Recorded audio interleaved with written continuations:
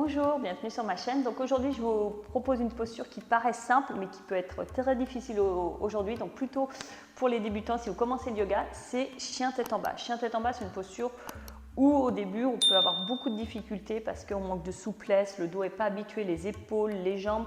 C'est une posture très présente dans le yoga et qu'il faut maîtriser. Donc ce qu'on va faire, c'est que déjà, je vais faire un tout petit point anatomique sur les épaules.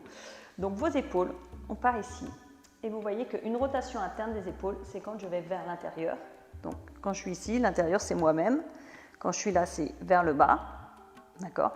Donc quand je monte, c'est vers là. Et l'extérieur, vers là. Quand je monte les mains, quand je suis ici. Donc vous voyez que il faudra essayer en chien tête en bas de tourner les épaules vers l'extérieur pour créer de l'espace ici et de ne pas se retrouver complètement collé là, les épaules aux oreilles, de trouver de l'espace, d'accord? Donc on va se mettre à quatre pattes pour trouver cette position, d'accord? Hop, les doigts écartés. Donc de manière générale, quand vous êtes en position chien tête en bas, vos doigts sont écartés, tous les petits coussinets, non ça s'appelle les métacarpes en vrai, mais peut-être que vous ne connaissez pas non plus ce mot, sont collés au sol, d'accord? Donc, on appuie ici. Donc, pas de doigts qui remontent. Vous voyez, les doigts qui remontent, c'est quand souvent ça fait ici, et là, on peut mettre quelque chose sous la main. Donc, on appuie, surtout au niveau de l'index, d'accord? Donc, les doigts ouverts, le majeur qui pointe vers l'avant, aligné, poignet, coude, épaule. Et là, je vais mettre mes genoux sous les hanches, un petit peu écartés. Comme ça, mes pieds seront largeur des hanches. D'accord? Je tourne les orteils. Alors, vous allez me dire, mais j'ai les orteils pas souples. Ils vont s'assouplir, j'ai envie de dire. C'est que petit à petit aussi, les orteils vont s'assouplir pour tourner ici. Donc, on pousse dans les mains, on va soulever. Et l'erreur à ne pas faire, c'est de garder les épaules justement au-dessus des poignets. Il va falloir envoyer tout ça derrière. Donc, on soulève et là, il faut envoyer derrière. Donc, si vous n'êtes pas souple des jambes, envoyez derrière, gardez les genoux un peu pliés, gardez les talons un peu décollés, mais poussez pour avoir les fesses qui vont vers l'arrière. D'accord? Vos fesses vont vers l'arrière, votre colonne, elle s'étire. Et là, pareil, ne gardez pas votre tête ici et les épaules là, parce que là, vous voyez que tout est contracté, vous allez avoir mal aux épaules. Donc, il faut trouver cet espace de tourner les épaules, vous voyez, vers l'extérieur. Sauf que vos mains elles sont au plat, donc ça fait que les épaules tournent comme ça. Donc, on tourne, on crée de l'espace. Hop, la poitrine est dégagée, la tête est relâchée, on ne se crispe pas, hop, on redescend, les omoplates vers l'arrière, on pousse, on pousse, on pousse.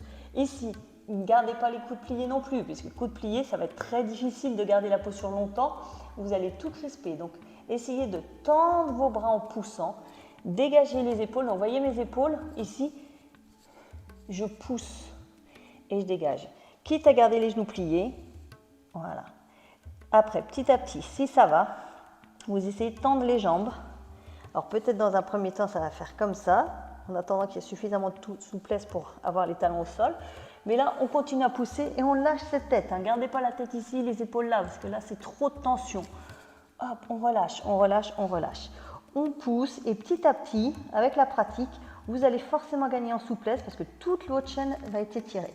Et vous voyez que là, l'étirement, il part de la main, le bras, les épaules, jusqu'en haut des fesses. Et ça retire ici, ici, ici, jusqu'au pied. D'accord? Donc, c'est vraiment un étirement de toute la chaîne arrière.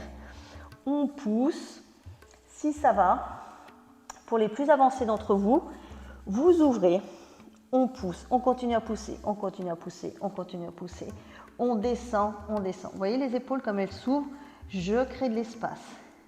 Si vous voulez vraiment travailler vos épaules, on plie, on colle les côtes aux genoux, on descend la tête au sol et là maintenant je repousse et là j'ouvre les épaules. Vous voyez le travail? Et là c'est un chien tête en bas qui travaille fort dans les épaules. Hop.